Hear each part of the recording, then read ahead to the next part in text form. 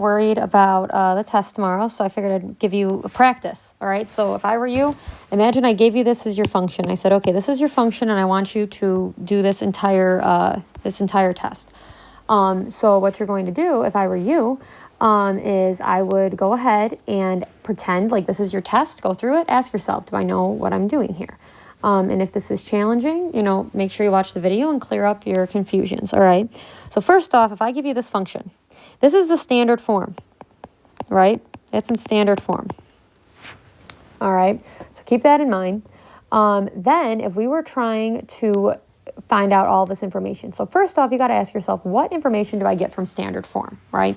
So from standard form, you get your y-intercept. So we've got our y-intercept, which is going to be negative 11. All right, and how do I know that?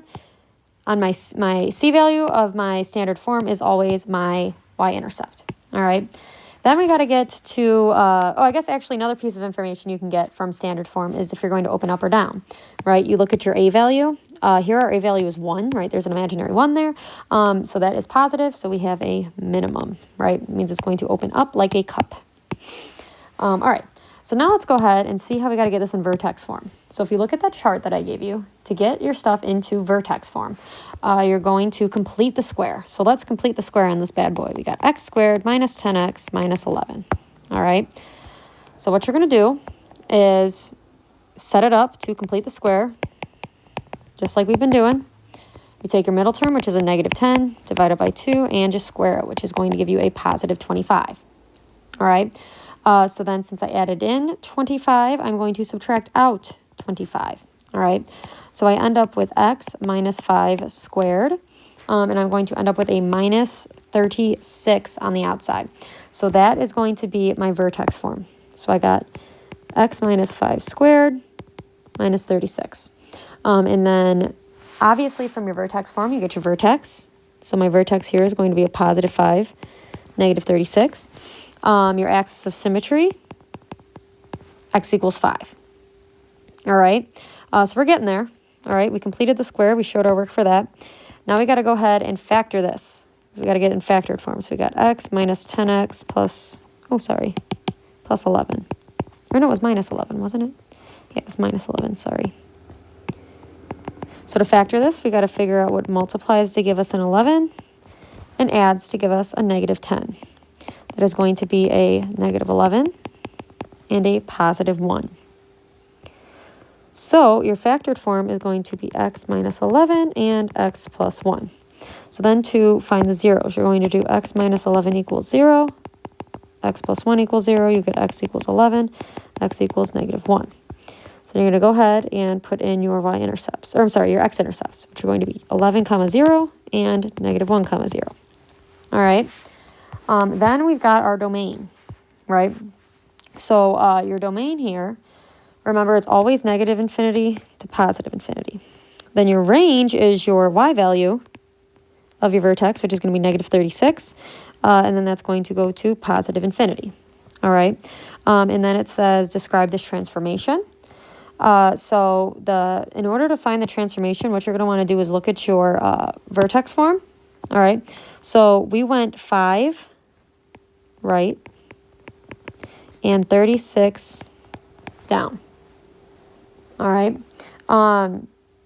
So that is how you would describe this transformation. There is no reflection because A is positive, and there's no stretch or compression because A is 1. All right. Then to graph, always remember you're going to go to Desmos. Now, if I were you, to check my answer, I would go plot all of these on Desmos and make sure that they are plotting the exact same thing. You're allowed to use Desmos. Why wouldn't you use it, right? That'd be silly. So let's go ahead. Let's see. Well, let me record me opening up a... Let's see. I'm trying to be techie here. I don't think it's going to work. Sorry, guys. I guess I can't do split screen when I am doing a video. That is unfortunate. But that's okay. We can go to Desmos. Oops, if I type in Desmos properly. And if I were you, I would plug in all of my equations. And I do apologize if the video is rushed. I'm just trying to get this done so you guys have this to study tonight. Of course, it's freezing up on me. I apologize. I'm not re-recording this video, so you're going to have to hang tight.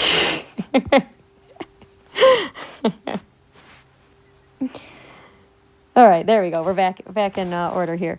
All right, so you're going to plot your original equation, which was x squared minus 10x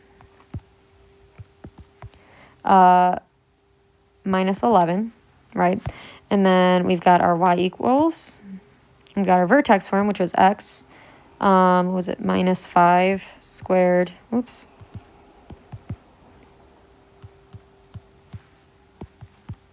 Then we got minus 36, right? And that's looking promising. They're right on top of each other, looking good. And then we've got our third one, which was what? X minus 11, x plus 1. All right, and again, looking good, right? All of these graphs are all on top of each other. That means that I did it right. If they were not on top of each other, I did it wrong. And of course, you can always check, did you get your vertex right? Click on your vertex. Why? 5, negative 36. Is that what I got? Yeah, I got 5, negative 36. It checks out. Axis of symmetry is just x equals your x value. You're good. Your x-intercepts, check them. Go here, click on them. I got negative 1, 0 and 11, 0. Did I get those right? Yes, I did. Beautiful. My y-intercept, I can go and check my y-intercept. For my y-intercept, I got negative 11. Is that what I got here? Yes, right? So we're good on that. So, you know, keep all of these things in mind. You can check all of these. And then, of course, you're going to make your XY table. All right. You put your vertex in the middle. And I will note some may not fit on graphs, and that's okay. Just scale it, right? So, like, if I have negative 36, I can say, like, what, 5, 10, 15, 20, 25, 30, 35. Okay. So I'll go by 5s. So we'll go 4, 3, oops, and 6, 7. Let's do a table. It doesn't matter which one of these. As long as they're all right, you'll be fine. So we did 4, or 3, 4. 3, 4, 5, 6, and 7. All right. So you get negative 32 and negative 35. And you just plot those. So at 5, I'm going to go to negative 36. And remember, I counted by 5. So 1, 2, 3, 4, 5.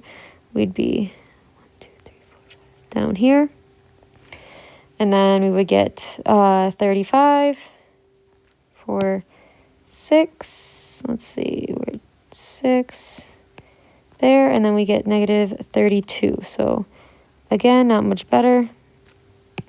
It would look something like, oh geez, something like that. I'm hoping, I think on your test your graphs will look a little bit nicer than this. I know I had to change the scale for this guy. And of course I should mark that down, right? That this is like negative 5, negative 10, negative 15, and so on. All right, but make sure, of course, you have your chart there. All right, so that is how you do that.